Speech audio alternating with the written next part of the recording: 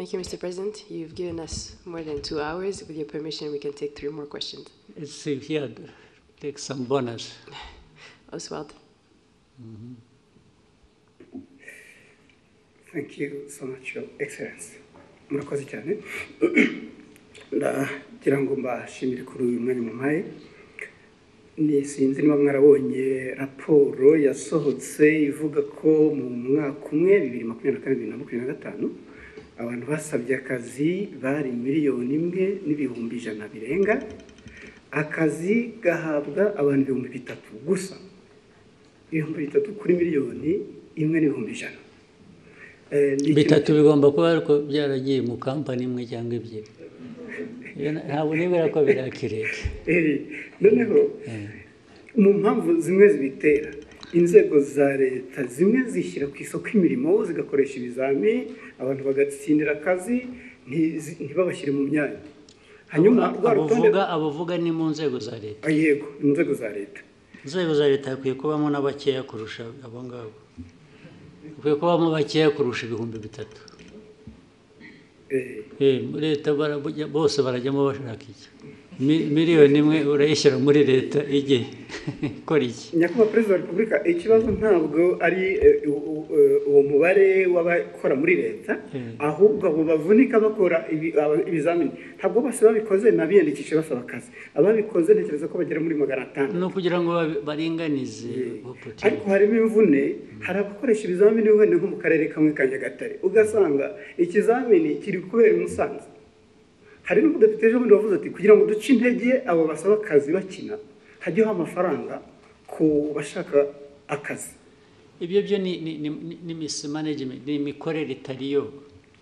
Ibyo nyine babishyira ku murongo. Ibyo bishobora gukosorwa ntabwo ari ikibazo kinini cyane. Hanyuma ikindi Nyakubahwa Perezida wa Repubulika ibirebana n'insengero. Abanyirinsengero basabwe kugira ibyo bavugurura. Barabivugurura bashyiramo amafaranga. Nabyo bigiye gusaza zitarataho. Iyo bibagewe nta nsengero nafungura nimwe.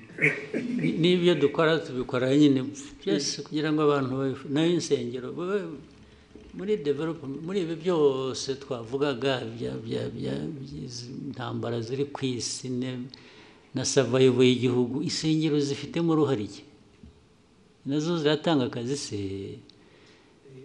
They are just cheating. Abenshi they are just cheating. Ariko mubahehe mwebwe. Ngewe ibyo mbona ko ari abantu huzuyemo ububande gusa kurwana n'ababande bari mu churches nabyo nta mpuhwe bifitiye na busa rwose. Ariko mwebwe abakoroni barabarindagije namwe murarindagira. Ubu ibintu twirwe tuganira ibintu bya church ibisengero wagiye mujye guhinga mworore mujye gusenga nushaka usengere kuri telefone.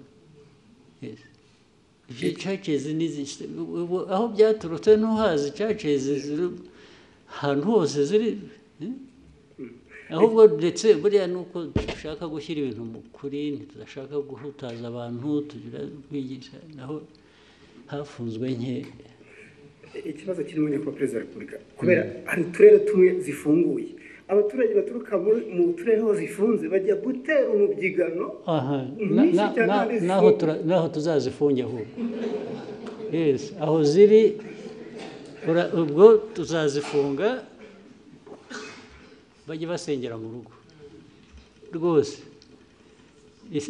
Irisenga abanyafurika mwara niba munyina ikindi kibazo kimwe kirebana n'inyambo. Ejo bundi mwagabiye Emile wa Katari inyambo. Albert Rudatsimbura twaza tuganira avuga ati birakwiye ko inyambo zishyirwa mu murage w'igihugu ku buryo buri official. Ibyo bintu mwese mubitekerezaho bizakorwa ryari? Muzabitekerezeho mwebwe. Muzabitekerezaho mubikore. Njye mfite inyambo ndazitunze ndishimye. Uko muzazigenza migirire gute ibyo birabareba. Yes, njye nzatunga ngabe nishime ko ari amateka yacu se. mwe mukora akazi ko